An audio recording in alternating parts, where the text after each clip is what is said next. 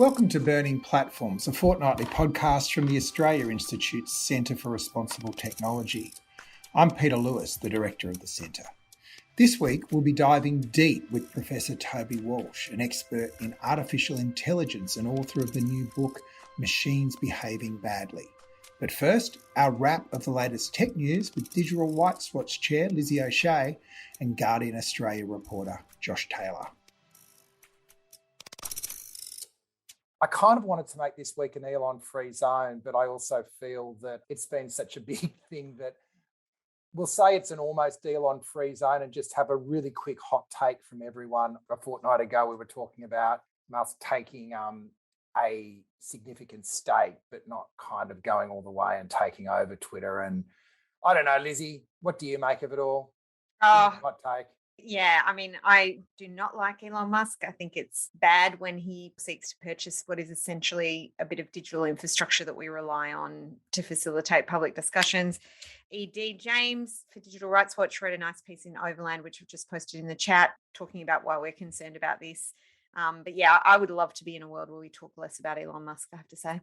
Josh, got a hot take? Well, I actually think part of the reason for his wanting to purchase this is so that we talk about him some more. It's very sort of trying to get attention, I think. I thought that this was going to go ahead earlier in the week, and now I'm seeing more and more signs that, just the financing aspect of it might be a little bit more complicated than people might have imagined, and the fact that Tesla shares have been going down and the fact that the deal is entirely funded through debt could mean that it just falls apart in the next couple of days. And he seems to be kind of posting through it as though he doesn't care if it keeps going or falls apart. So a professional troll, I feel.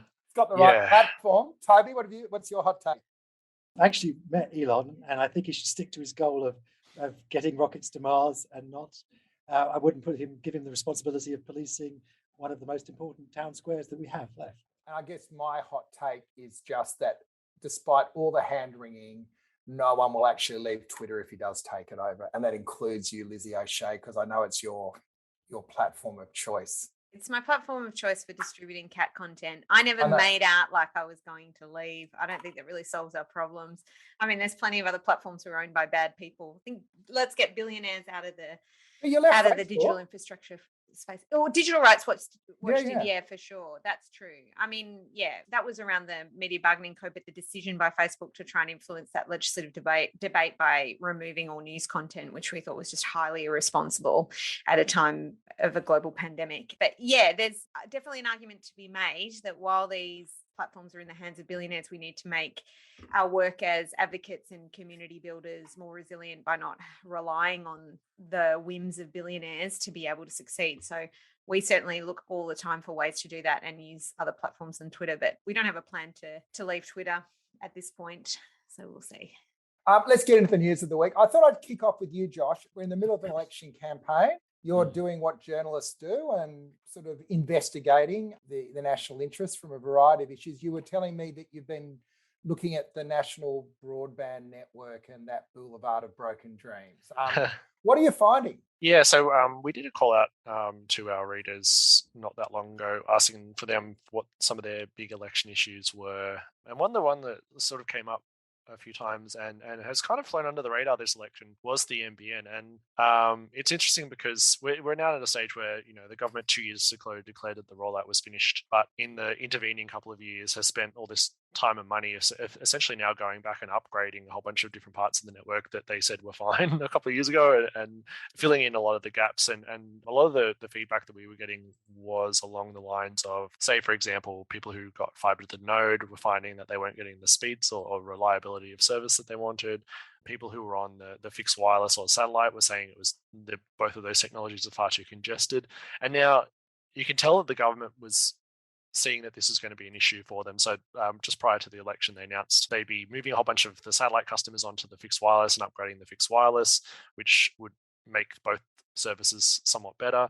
And they've also started doing upgrades to fiber to the node to full fiber in certain areas. And then in a very classic this government move, they've also got a grants program that they've been having running for a couple of years now called the Regional Connectivity Program, which basically, in addition to funding a whole bunch of mobile towers and things like that, in select areas, it's quite successful in sort of getting certain areas upgraded to full fiber in a lot of places. So I wrote a story a little while ago about a business in Barnaby Joyce's electorate got they upgraded, they're going to upgrade, they haven't done it yet, a single fiber connection to a single business in his electorate for $500,000 under this program. So they're definitely quite aware that this is an ongoing election issue, but it's kind of a sleeper issue at the moment. And Labor has made moves around saying we're going to, do a lot of the same stuff that Coalition is doing, but they're saying that they're going to upgrade more fiber to the node people than are currently planned on the current government. And I think that's probably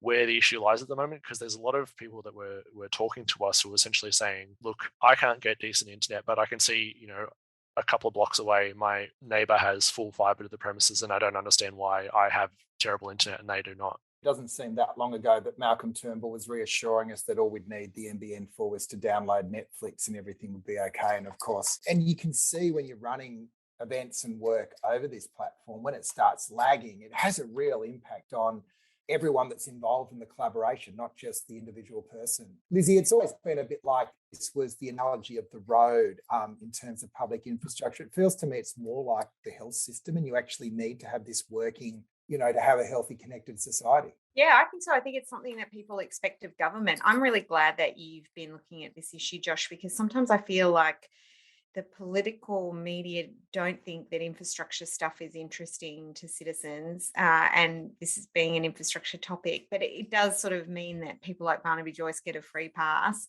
as though he's advocating for the bush, but in a context in which his government has kind of presided over a slapdash, shoddy version of what we were originally promised when it came to the NBN. And I mean, I do always wonder why the Labor Party doesn't do more campaigning against Nationals, because I think they've got a good story to tell about investment in infrastructure and having visions for things like the NBN. But, that this is something that the Coalition isn't necessarily prepared to spend money on to the level that's necessary to make it work. And this is increasingly something people have engaged with every day. It's even more than, I think, the health system, because every day lots and lots of people get online, and if they're not in a metro area, they struggle with connectivity issues. So it's a constant reminder that our infrastructure is deficient. So I am really glad that you're covering it, because sometimes I think journalists aren't always attuned to these issues, and it is an everyday issue for people. I mean, I think it's also clear that in the context of ongoing natural disasters and the like, that we also need a rapid response program in place to allow people to get online,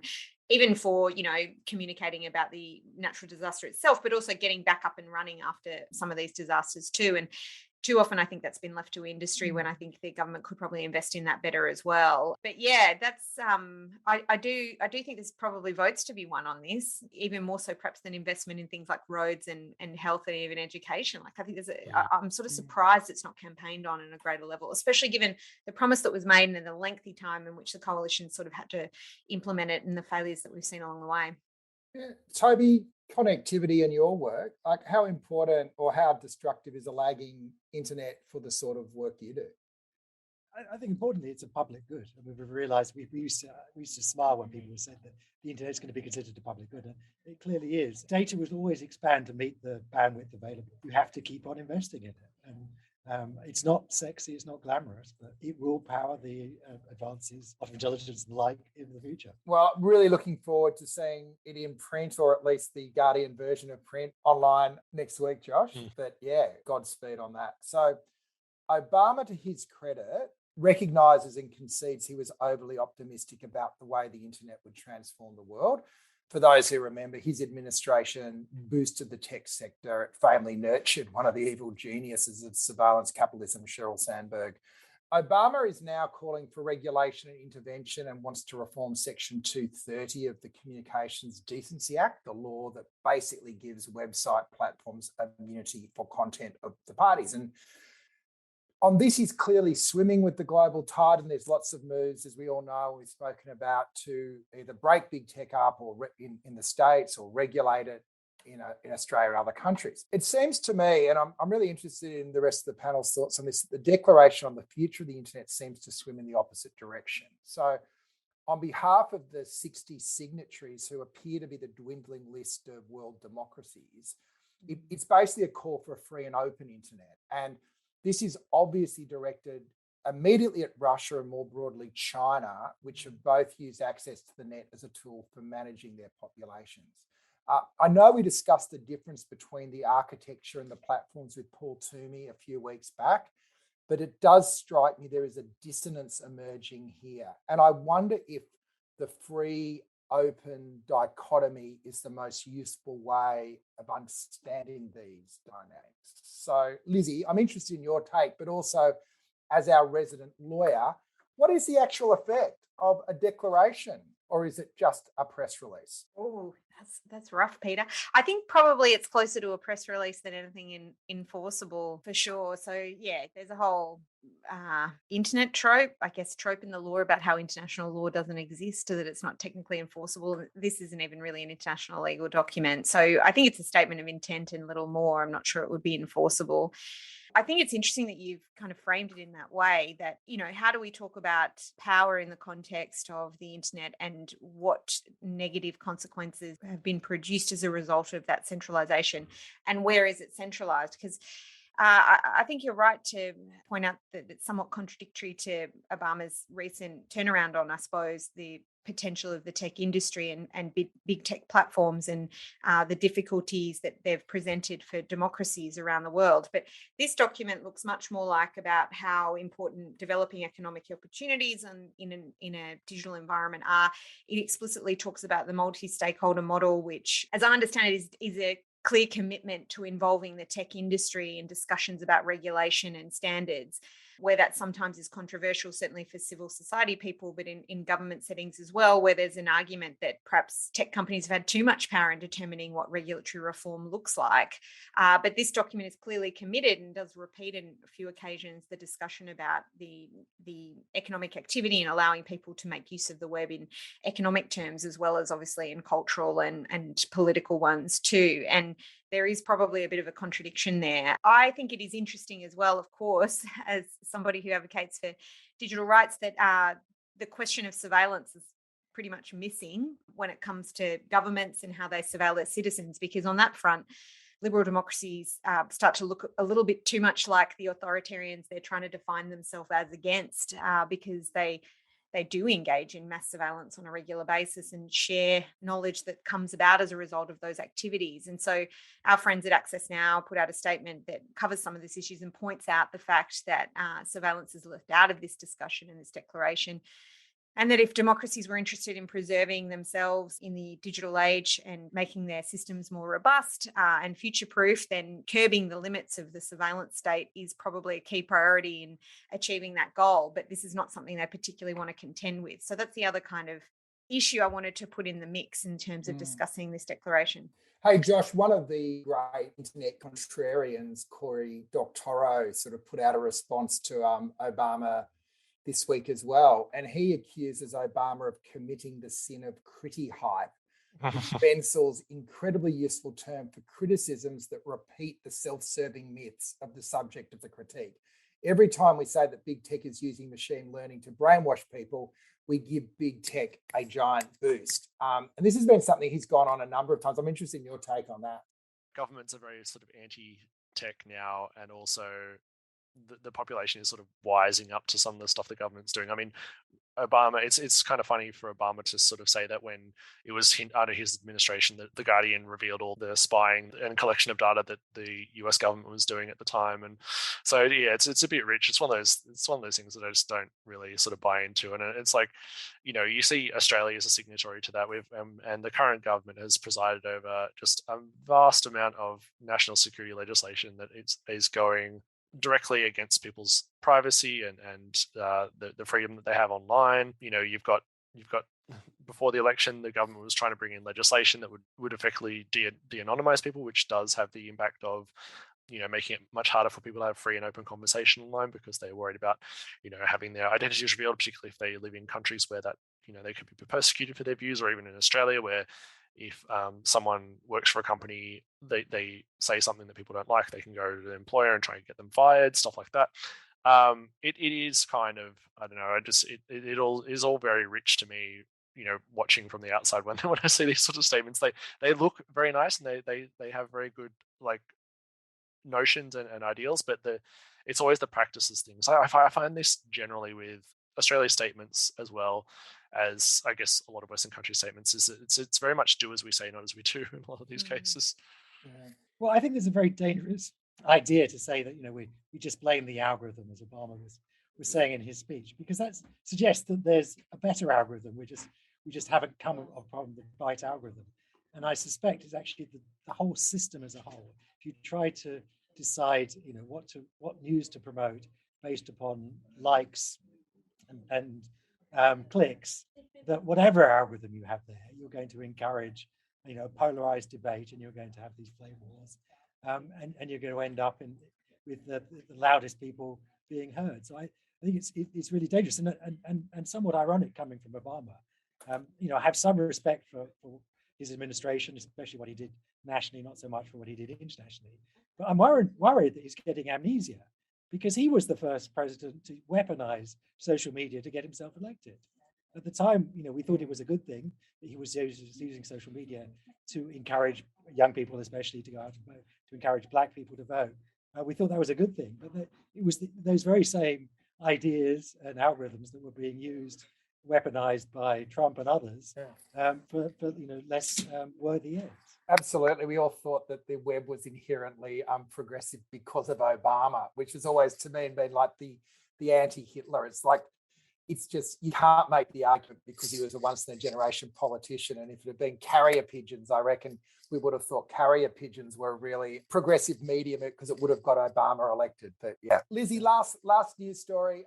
Google is not just telling us now how to think, but also how to write. And they launched a new feature where they're going to tell you the right words to use. Is this going to improve all our collective literacy? Yeah, there's a nice little motherboard article about this. They talk about Clippy, which people may remember. Is Clippy an actual entity? It's hard to tell, but from Microsoft, the cartoon, yeah, the Microsoft paperclip that gives you suggestions for how to do things. And apparently, everybody hated Clippy. I found Clippy quite a friendly character, but anyway, Clippy's been retired, and they compared this to Clippy being a prompting tool when you're using Google Documents about appropriate language to use. And it strikes me as a very American concept, because often the language as you type it into the Google document, it will say, oh, this is a bit uninclusive and you may want to try using these words instead. And I mean, apart from just being an abuse on language, I think as a general proposition, it does raise some concerns about how they've designed this and what the effect of those design decisions might be. The example that I think is perhaps most telling is someone has a nice little screenshot of where they use the word landlord, and this is described as potentially, controversial, and that the person may wish to use the word proprietor instead, which suggests to me somehow the landlord lobby has gotten into Google's ear to, landlords have been poorly portrayed and need to have their terminology sanitized so that people won't feel as outraged about their social position as they perhaps currently do. And I find this stuff to be so insidious, because it suggests that there's a bunch of human decisions that have gone into making this, but it looks like it has the cleanliness of an automated process, the objectivity associated with that somehow there is an agreed set of language which is not controversial as opposed to language that is, and that we should be striving to sanitize our language from terms that might offend. And really all these things are very much subjective, culturally specific, contextual, and perhaps don't reflect the intention of the writer. And having that dictated to you as a user of a product by Google just feels so offensive. So I really hate it. I mean, I think there's some things we can also perhaps deduce about why it is that Google feels like this is an appropriate thing service, to do. But also like what kind of data set they're training on and using to identify language that's likely to be offensive. So they talk about putting in a speech from a right-wing figure and getting no, using offensive racial slurs, getting no suggestions for improvements. And then, other more lyrical texts sanitized to lose all their rhetorical weight. I think it really gives us an opportunity to query what kind of processes they're employing to deploy these tools, and that it seems like an automated process, but it's still a human one. And I think that it's an important little porthole through which you can see how some of these bigger automated artificial intelligence concepts, processes, and products get built, and why we might have pause to be critical of them, which is why I'm glad we've got Toby here today. But I just wanted to put it into the mix. Hey, Josh, one of the saddest days of my professional career was leaving newspapers and losing the sub-editor. Like, is this any different than the backbench? This is one of those kind of things where it would be good for Google to be completely transparent, and we can see the algorithmic decisions and how it was all formed. If we could see what the basis of everything was, rather than going into a black box, we might have a better understanding of how it works, and people might be more open to it. I think if they did it as like an enterprise product where, say, if the Guardian had it and I could throw in our style guide, and when I'm writing a story, it would say that's not actually in your style guide. That would be a much better way of doing it in my view. Like it would save us so much time. But then that would mean that we could see where the decisions are being made. We can see this is, you can look up the style guide on our website now and see, well, this is why the decisions are being made in this particular way. I think it's the lack of transparency and the just it kind of going into a black box that I think scares people a lot. I mean, like, people already have, if you use a iPhone keyboard or something like that, it already kind of predicts what you're going to say, and that's based on how you normally talk in these sorts of programs as well. So I think everyone's kind of gotten used to that, but they don't want someone else to be dictating how they're speaking and I guess influencing the language that they're using, unless it's your employer, like in my case. Josh, we insist on the lowercase acronyms because they drive me bananas. Anyway, I've adjusted to those. I'm an uppercase guy. But it speaks to something bigger, which really upset me when my kids started going to high school, which is the conformity of language, right? And the conformity of telling stories. And the kids are now taught they've got to write every paragraph in a certain structure, the peel. And I feel that part of it is they're setting it up so that all their essays can be marked by computers rather than real people. But it also takes the joy and the delight out of writing, and everything's a chore. So I'm not saying that we wrote better growing up, but we had freedom to sort of express our ideas. You can just feel it all being contained and held back. And I know that's a long way from Clippy to saying that they're repressing my kids' creativity, but there is a line there, and it's this thing that there is a right way and then there are wrong ways. I reckon legal is much more of an impact on the way I can express myself than anything else. I don't know if Toby's still with us. I just lost his camera, but I'm here still. Yeah, hello. Lizzie, Eric Horvitz was a friend of mine was the inventor of Clippy, and he was so upset because he said Microsoft really messed it up. They made it much more intrusive than he invented. So, but I think the fundamental challenge here is that computers don't understand language. They understand statistics about language, but they don't understand the language itself. And so we're falling into a trap of thinking that they do understand language. And actually, interestingly, there's a real worry in the machine learning community that we're going out and we're training all these systems on the internet. Literally, you crawl the whole internet, and vast bits of the internet are now text that was written by other computers, and it's eating its own dog food. And so we may end up, with these systems speaking their own version of English because that was the version that the machines were producing in the past. I know. I find this so interesting, Toby. I mean, we're going to stray into talking about your book, but we're about to do it anyway, I think. But natural language processing, like how you teach a computer to understand natural language. I take your point. Maybe you can never really teach it, right? But there's a whole controversy around the fact that you might use a Google News text database as the training database for a machine to learn about how to process natural language. But inherent in that language is probably sexist terminology or racist terminology, and not even necessarily used in an oppressive way. But if you had an article about CEOs, you might point out that 80% of them are men, and so then the computer might correctly interpret that CEOs are associated with men when in fact we might think that's problematic. And you can see how there's inherent difficulties on training a computer or seeking to train a machine on a cohort of data which is invariably biased, which then has an impact in how you might get a tool like this on a Google document where terms are flagged as controversial, which in fact reflect a value set that hasn't been properly interrogated. It's just been spat out the back of a machine that then looks neutral and objective. And I wondered if you had any thoughts about that. 100%. I mean, actually, some of the very earliest work in natural language was work where everything was trained on the Enron database. So there was a transcripts from Enron, which is a completely biased data set. I mean, it's mostly male people speaking. There's some quite rude language being used, and the tone of the conversations you can imagine with all of this corruption that was going on in Enron at the time is something that you wouldn't want perpetuated. But yeah, a lot of natural language programs were trained on that to begin with. Now it's more broadly the internet, but again, it's not necessarily representative of language as a whole. But my final question before we round this, Lizzie, is it the bias that is the problem? Is it the very fact that we've got this tool that is telling us how to express ourselves, which is the problem? Oh, I think they're both the problem, aren't they? I mean, even if you could train it really well, do we want Google being the people that determine what is and isn't offensive language that might need to be edited to be more inclusive? That strikes me as an extremely culturally specific conclusion that comes out of, an American tradition of speech and engagement and politeness. And I'm not sure that you necessarily want that to be handed to a company to do in a ubiquitous product. So I can understand why it might be useful for me to get, when I'm using legal terms as well, I might be the same as you, Josh, when I'm writing legal documents. I want to have suggestions for how to do that correctly, and it might save me time, but I can't imagine that. Oh, your whole career is going to be taken over by machines, Lizzie, isn't it? Hey, come on.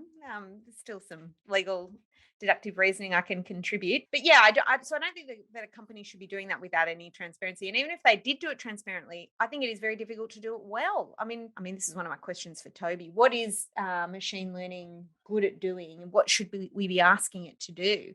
I think there's a real question around that. And it's not the answers are not necessarily what's reflected in how it is currently being used, which is, I think, far more ubiquitously than it perhaps ought. When it can't be trusted. I don't even know how you could get it to a point to be trusted, I suppose, is my point. So I don't like it intruding into the writing process, but I don't even like the idea of it at all. Can I use that as a segue into the deep dive? Toby, welcome. Your new book looks at the ways artificial intelligence is reshaping the world. And while you're an expert in AI, you are not a techceptionalist. And I love your critical eye and the way, I think, rare in an academic, where you actually, I think, have the mind of a tabloid reporter as well. So respect. So I hope that's a compliment. Totally, as a former tabloid reporter. You mean I make it accessible, not that I make it sensational? Well, I've always been a big fan of the tabloid format. I think you reduce things down to its core, and that's what you do. So before we go in, apart from contractual obligations, what was the motivation for this book? It was because people like you and journalists would ring me up pretty much every day and ask me questions largely about fails of the tech industry, questions about the ethics of what was going on. And I wanted to think through carefully the issues for myself and try and explain, at least from a technical perspective, where I saw the issues arising. And this isn't the first technology that's touched our lives. And most of the time I was saying, but if this wasn't digital, if this was people doing this in the real world, you'd be upset as well. This is just old-fashioned bad behavior. And we should be upset at the tech companies behaving badly just because they're using digital tools to do it. We should, also a wake-up call, I think, for politicians and regulators saying, wait a second, we can't let this space. Now it is one of the most important industry sectors out there. We need to think carefully about how we apply existing laws, and I don't think we apply existing laws forcefully enough to the tech space, and where we might need new laws, not because there are new ethical problems. I think there's a lot of ethical washing going on, but certainly the technology lets us break things quicker, faster, cheaper than we have in the past, and we may need to make sure that we rein in the worst behaviors.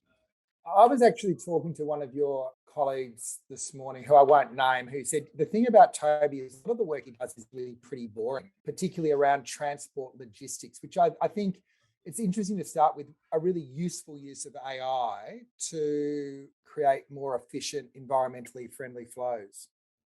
Yeah. So yeah, I do stuff routing trucks more smartly so that they it saves 10% of the transport bill of a big multinational company here in Australia, and that's very good for their bottom line. But also, it's very good for the planet. That's 10% less CO2 every year, because pretty much all of that cost saving is in diesel fuel. So where is the point where you go from, or what is the inflection point between a useful application of the technology and where you see problems emerging? But even there, we worried about, are we pushing the drivers too hard now? Because we're actually getting them to work more efficiently. They're not wasting as much time as they used to. Are the drivers going to be happy? And so it was really important to me when we did that work that not only did the company come back to me and say, well, we've reduced our transport bill. They're spending $80 million a year on transport. We've reduced that transport bill by 10%. But the drivers' satisfaction has gone up. That was actually, I think, for me, as important as saying that we'd save them money and reduce their CO2 footprint, was that the drivers were happier. But that wasn't a given. So can I ask you, Toby, it seems to me that I think this is a really important contribution, because you're obviously extremely well credentialed in this field. And it's really important, I think, for people with that kind of stature to question and criticize some of the worst excesses of the industry, of government use of AI as well. But it did seem to me as well, or maybe I'm reading too much into the text, but there was probably a point at which you started to notice that there were big problems that needed fixing, or that you perhaps shifted from someone who was very optimistic and perhaps a utopian about technology towards someone who is becoming more critical. Am I reading that right? Was there a point at which that occurred, or do you think that you still encounter colleagues who are extremely optimistic or less critical than you about the potential of the field, and you're now you've shifted from where you were, or what's the process? Because this book feels a little bit like a productive reflection of your time in the space and the problems that you've encountered again and again. It is. I think that's a reflection, I think, of many of my colleagues' journey in the last half a dozen years. If you went back half a dozen years, most of us weren't too worried about the impact of what we were doing, because most of it was still stuck in the laboratory. But in the last half a dozen years, it really has very rapidly not only left the laboratory, but start to have impacts, some of them positive and some of them somewhat negative. And with that comes, I think, a huge responsibility. I mean, I don't think these are questions that people like myself should be answering as a whole. I should be contributing to these conversations. That's what part of the book was to try and inform people about, at least from a technical perspective, what are the opportunities, what are the risks. But these are technologies that touch all of society, and all of society should be involved in those conversations. We need lawyers like yourself to help us think through how we need to regulate properly. We need politicians to be engaged. We need all of civil society, because it touches all of civil society to be involved. And so from everyone, from the youngest person to the oldest person in society, they need to be thinking about, ultimately, what sort of society we will build, because these technologies are going to help us build the society of tomorrow. And there are lots of choices.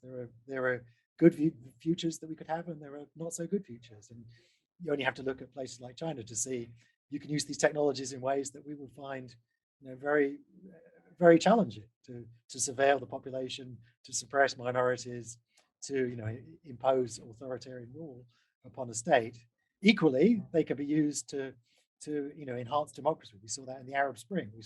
We see these technologies being used to give voice to people who previously didn't have voice. But that equally, we see Twitter being used by QAnon and people to spread untruths and to promote vaccine hesitancy, lots of things that are not actually helpful to society.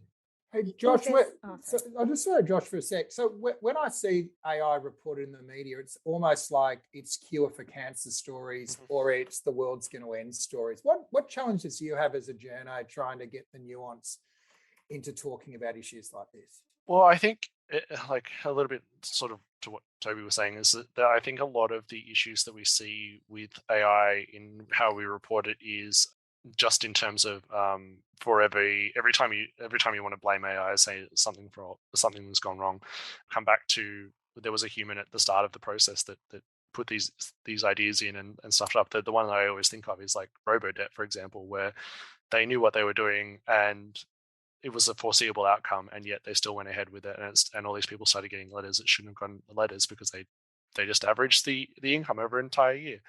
Yeah, I think that's one of the things that I constantly think. I think probably my question to Toby would be, so it's a cliche at this point that regulation often lags very, very much behind tech, and they're constantly left catching up.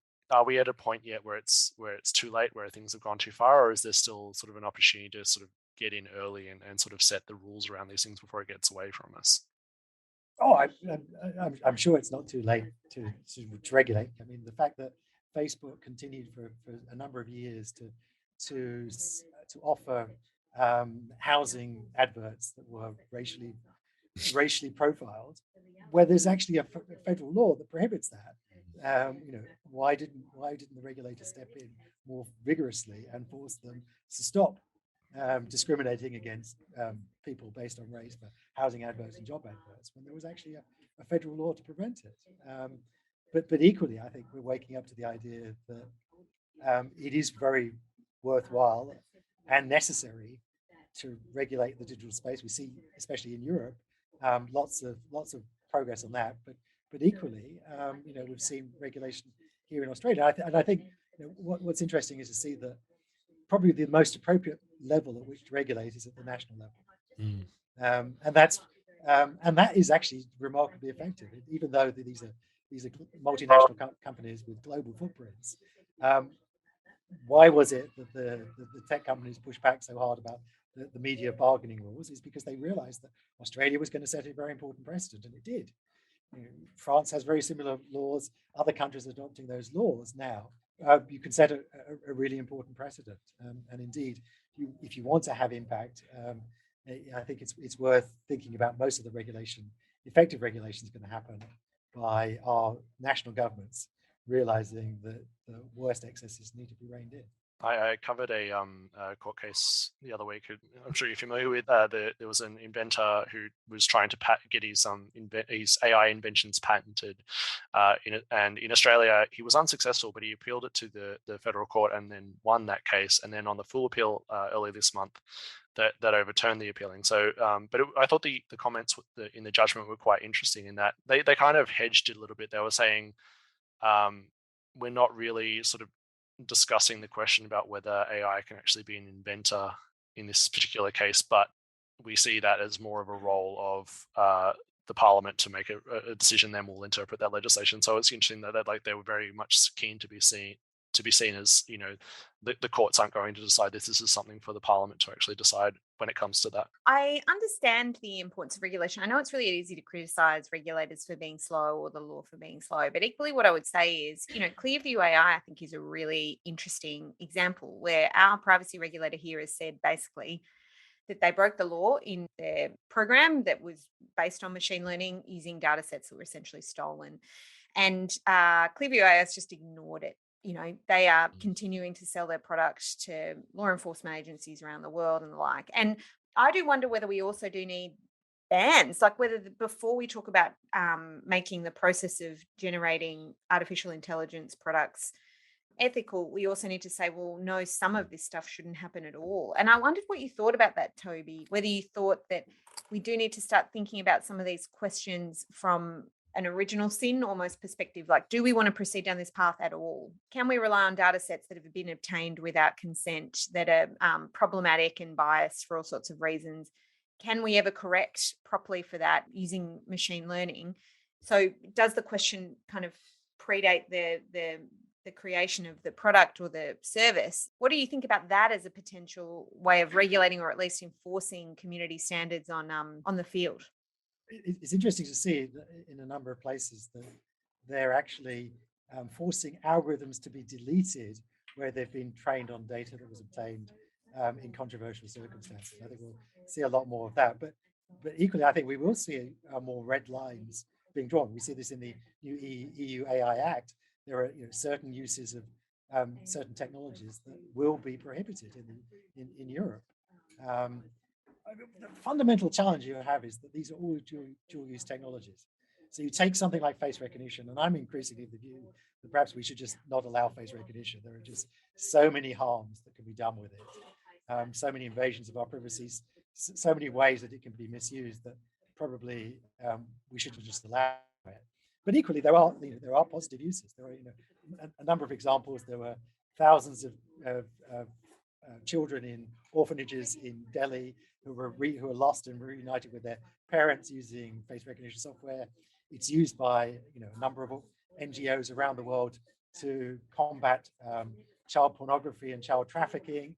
An immense evil, and you can't possibly scan all the faces on the internet by eye, but you can get algorithms to do that, facial recognition algorithms to do that. So there's a great evil that's being combated with facial recognition. But equally, as you say, Clearview is the tech model of ignoring regulation, the same one that Uber and others have done. Clearview is also being used apparently by the Ukrainian army to identify captured Russian soldiers and then ring their mums. Now, ring them, but also it's going to be used to help prosecute war crimes. So people, video and footage of soldiers committing war crimes will be used in face recognition. So again, positive uses and negative uses. But it never goes away with this technology. I remember you've also been a strong advocate to ban drone warfare, and I'm interested in your reflections on that, just watching what's going on, I guess, in Ukraine at the moment, but also in the context of the Australian election, where it seems two things have happened. Labor's actually committed to a big tech military project, and the coalition's dropped its drone project, which was several $1 billion. So what's going on there? Well, just to be precise, I'm not against drone warfare, and indeed, you're pro drone warfare? Yeah, I'm not pro drone warfare. I'm against autonomous warfare, against handing over the decision to algorithms. Always, we should leave humans in charge, and I think it's inevitable. We're going to see more and more use of drones, and you see it in Ukraine, you see it in Syria and elsewhere. You see, how you took down the Russian warship. It was with a drone distraction. So we're going to see more and more uses of drones, and Australia's again doesn't seem to know how to buy weapons. We've just cancelled the 1.2 billion drone program that we had in favour of spending on our cyber defence. We should spend more money on cyber defence, but we shouldn't do it at the expense of weapons that will be useful, like drones. But again, you ask yourself, well, how did we end up spending 1.2 billion on 12 drones? Drones are supposed to be cheap and cheerful, not $100 million each, which is more expensive. I looked it up, more expensive than an F-35 fighter with people on board it. So again, we sort of seem to have completely stuffed up in how we procure weapons and how we modernize our military. You talk a bit about autonomous vehicles in your book, and I think you're probably more of a fan of autonomous vehicles than I am. And partly that's because I feel like sometimes we think of utility in solving problems that without necessarily looking at the broader context for the problem. There's understandably a desire to reduce the road toll, which is huge and often a bit of a silent problem in some ways, because we don't really acknowledge it and we attribute it to driver behavior and perhaps don't think about how we could do things differently. And that there's an investment in autonomous vehicles on the basis that it will be reduced. But to my mind, sometimes these technological answers conceal the context of this problem. Like, why are we building cities designed around car use, and why are we building communities and places where people live, where the only way to get around is by a car, that gives rise to these big road tolls? And maybe there's alternatives to that. And are we just doing boosterism for the automotive industry, especially in a context where autonomous vehicles always feel 2 to 3 years away? And I wondered if that's part of the kind of techno-optimism or utopianism that comes with this field, that sometimes we can try to solve one problem while realizing that there's a context in which that problem could be solved without this kind of technology. I don't know whether you had any thoughts on that. I support your claims that we should be more worried about our local neighborhoods. I mean, certainly one of the silver linings of the pandemic was we realized that there were the importance of the parks in our local communities. We valued the built environment around us, and we should do more to do that.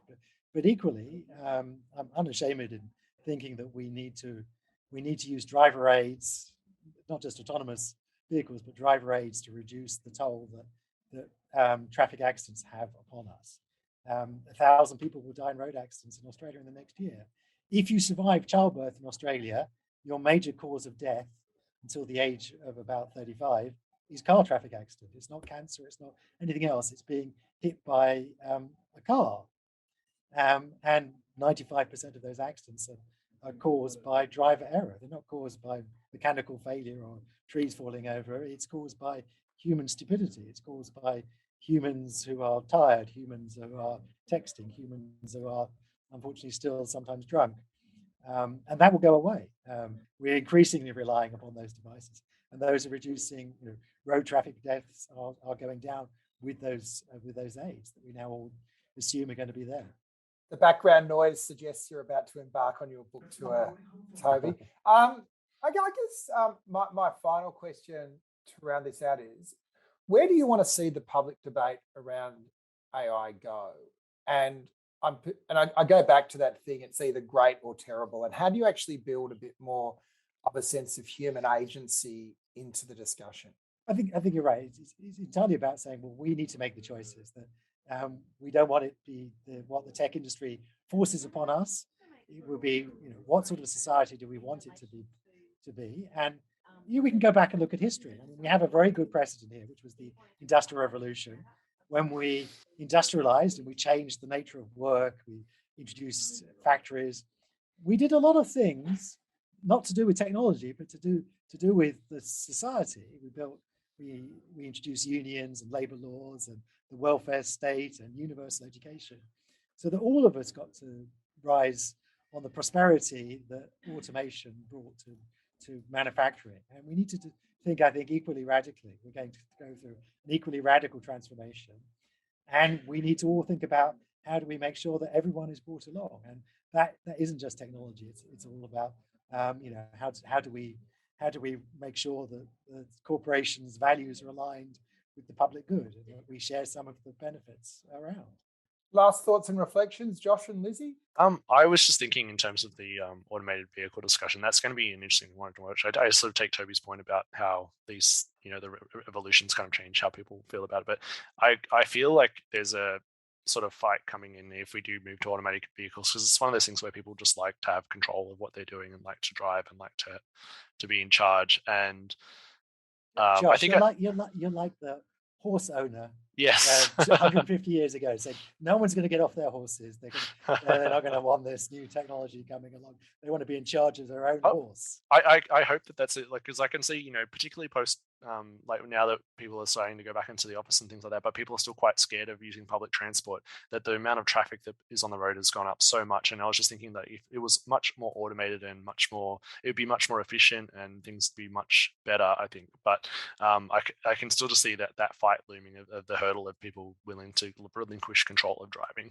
Yeah, I feel like as a class actions lawyer, I think all the time about who's liable for these products, and whether private companies are prepared to invest in the infrastructure if they're going to be held liable for when it doesn't perform correctly. And I do wonder whether that becomes a reason why it's endlessly put off, or it becomes the situation where if you're not using that autonomous functionality, then it's on you rather than the maker of the product and how you pass these things out. I think regulation in terms of making laws is one way in which we can regulate this, but I do actually think there's a role to play around holding companies responsible for products they create, because they can be really harmful. And often they, the Pinto example, which I do talk about in my book, this case study that's used in law schools of how companies rush products to market with full knowledge that it will probably kill people. And, there are other products that actually do kill people. But,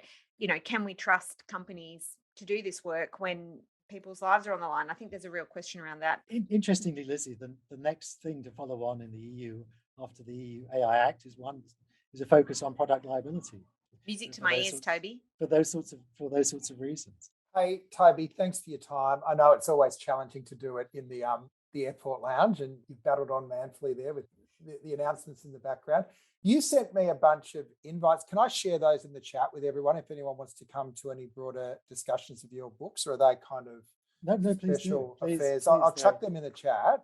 And there's a whole bunch of events, including one that involves free breakfast, which I'll be at. So, thank you so much for your time today. Yeah. Good luck with the book. And hey, Lizzie and Josh, thank you both for your time today. And thanks everyone for joining us. You've been listening to Burning Platforms, a fortnightly podcast from the Australia Institute's Centre for Responsible Technology. It was recorded live at a virtual town hall on April 29. If you'd like to attend one of these discussions in real life, go to our website, centreforresponsibletechnology.org.au. Burning Platforms is produced on Gadigal land by Jennifer Macy. Talk again in a fortnight.